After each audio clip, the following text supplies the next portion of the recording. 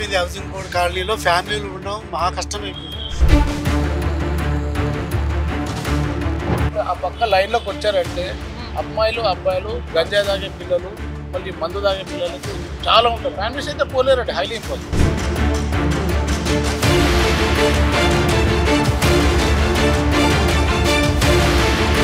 బర్త్డేలు విత్రేలు చేసుకుని రోడ్ల మీదనే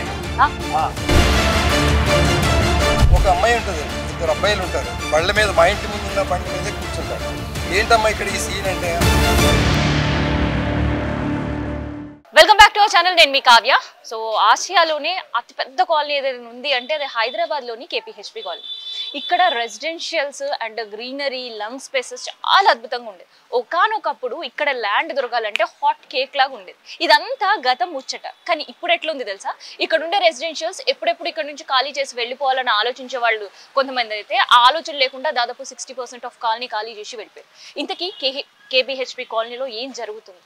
సో ఒక్కసారి మనం తెలుసుకుందాం. అండ్ ఇక్కడ ఒక్కసారి మీరు విజువల్స్లో చూసేయండి. ఆ తర్వాత ఇక్కడ ఉండే రెసిడెన్షియల్స్తో మనం మాట్లాడే ప్రయత్నం చేద్దాం.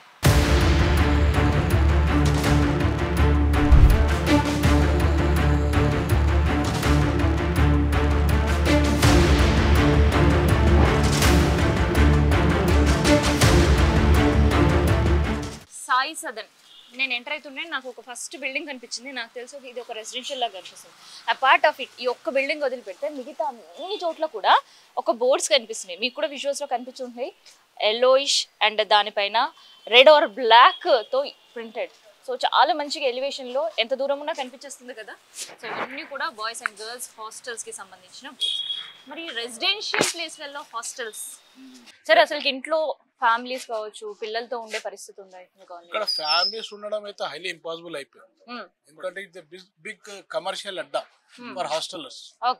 మొత్తం హాస్టలర్స్ డామినేట్ చేయడము, వాళ్ళకు ఒక అసోసియేషన్, వాళ్ళు మనం చెప్పినా గానీ ఎట్లా అంటే చూస్తాంలే అని అంటారు. పార్కింగ్ కరెక్ట్ పెట్టుకోండి బాబు, మీరు ఇబ్బంది అవుతుంది వేరే వాళ్ళకంటే కూడా వినరు వాళ్ళు. అంతే అట్లనే చేస్తారు.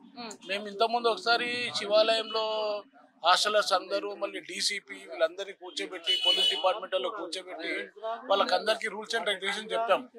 ఏంటంటే కింద మీరు కుకింగ్ పెట్టుకోకుండా కుకింగ్ పైన పెట్టుకోండి, కింద మీద ఏదైతే సెల్లార్ ఉందో ఆ సెల్లార్ లో మీరు పార్కింగ్ పెట్టుకోండి అంటే సరే అన్నారు.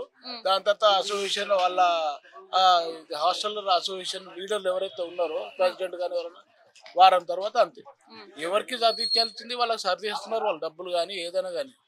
ఇప్పుడు ఇల్లీగల్ G+1-2 పర్మిషన్ ఇస్తే 6-7 ఫ్లోర్స్ కడుతున్నారు. 6-7 ఫ్లోర్స్ లో ఎట్లా దాంట్లో 100 మెంబర్స్ పెడతాడు.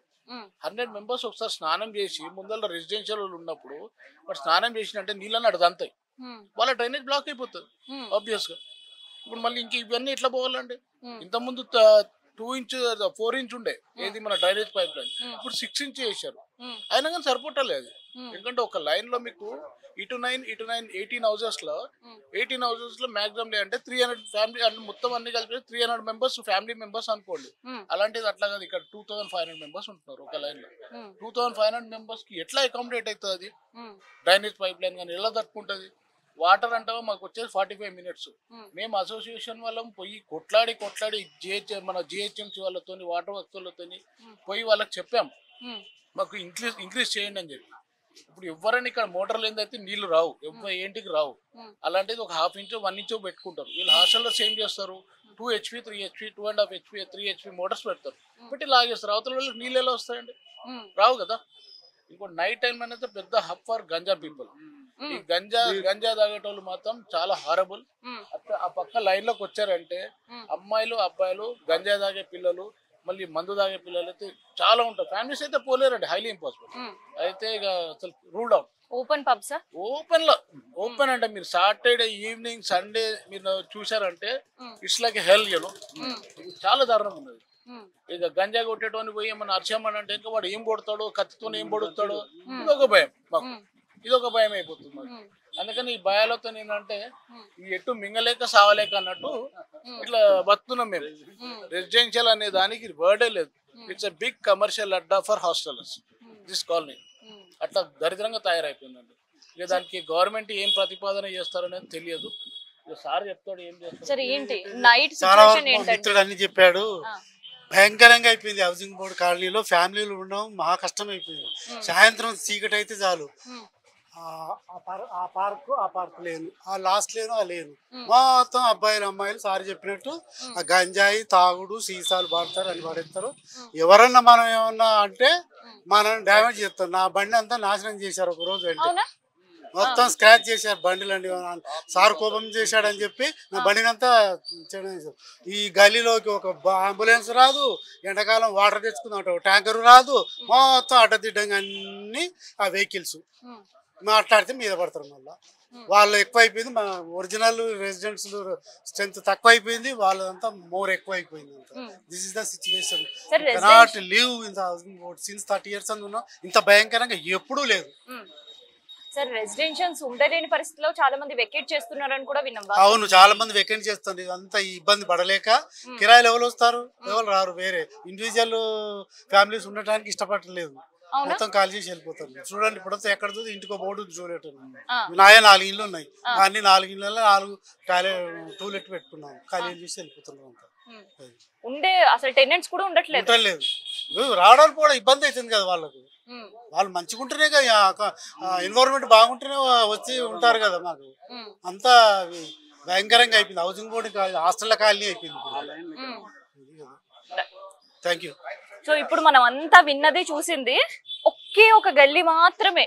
సో నెక్స్ట్ ఇంకొక వైపు వెళ్దాం.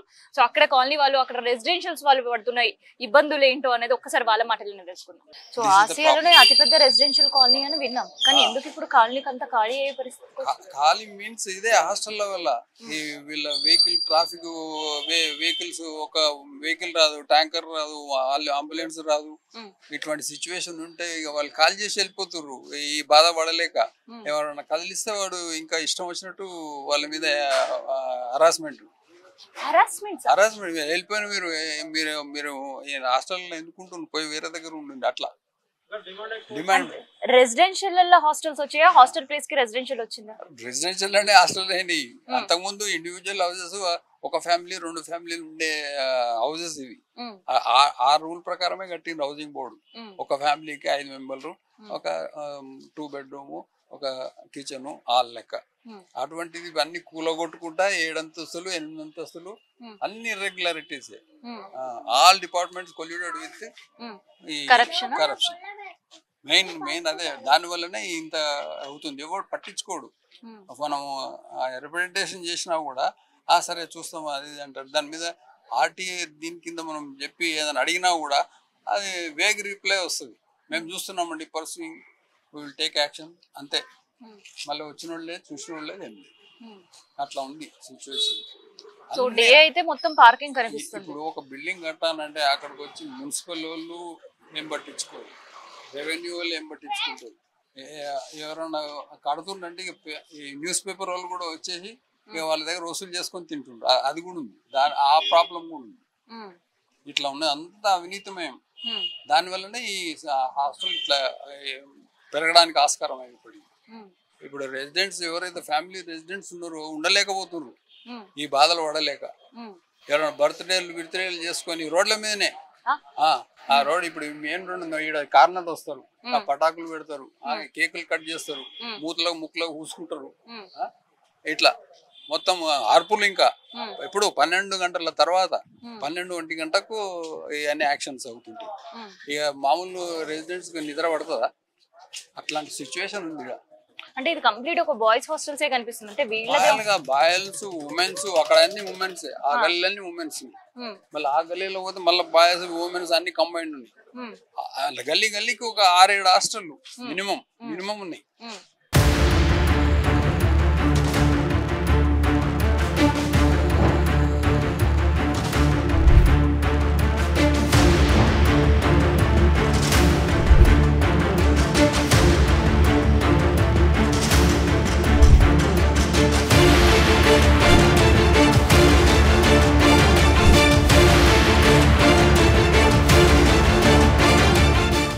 KPHP రోడ్ నెంబర్ 2 ఉండే లేన్ నెంబర్ 8 దగ్గర ఉన్నాం. సో ఇక్కడ కూడా సేమ్ సీన్.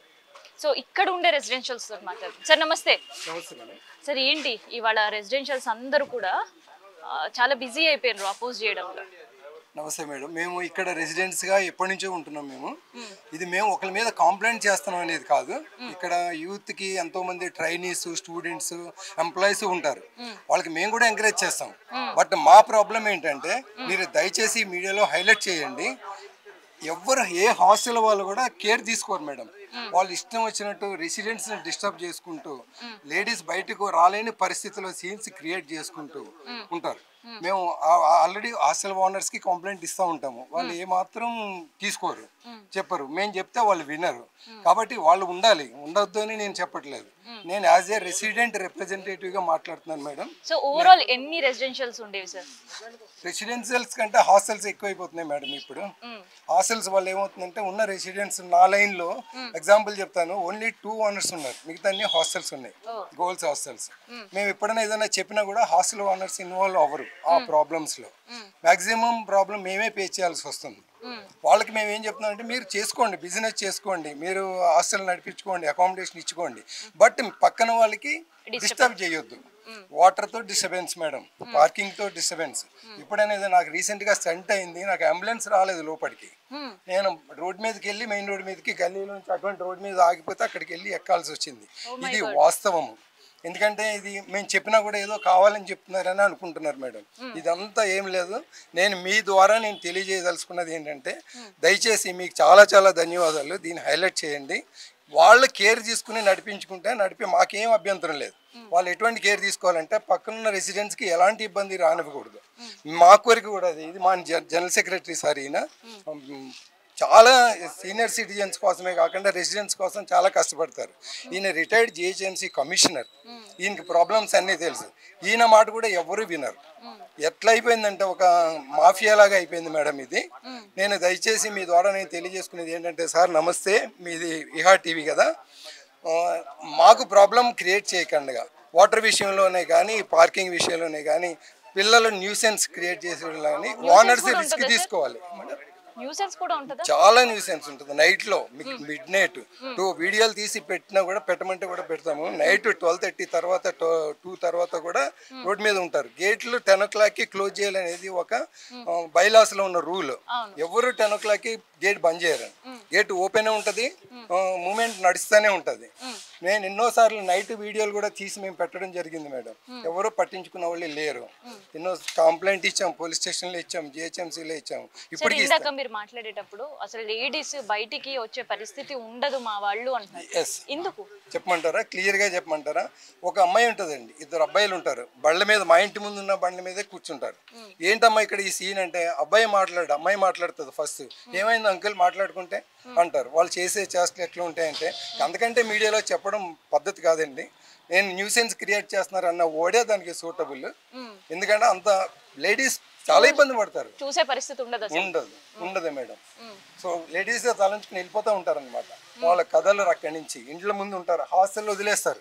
హాస్టల్లో వదిలేసి రెసిడెన్స్ ఇంటి ముందుకు వచ్చి కూర్చుంటారు. ఎందుకంటే అక్కడ డిస్టర్బెన్స్ ఉండదు కదా. హాస్టల్ అంటే వెళ్ళి వాళ్ళు వచ్చి వాళ్ళు ఉంటారని ఎదురున్న బిల్డింగ్లో రెసిడెన్స్ ఫ్యామిలీస్ ఉన్న దగ్గర, సైడ్లో ఉన్న దగ్గర కూర్చుంటూ ఉంటారు. ఎన్నోసార్లు గొడవలు కూడా జరిగినాయి ఈ విషయంలో.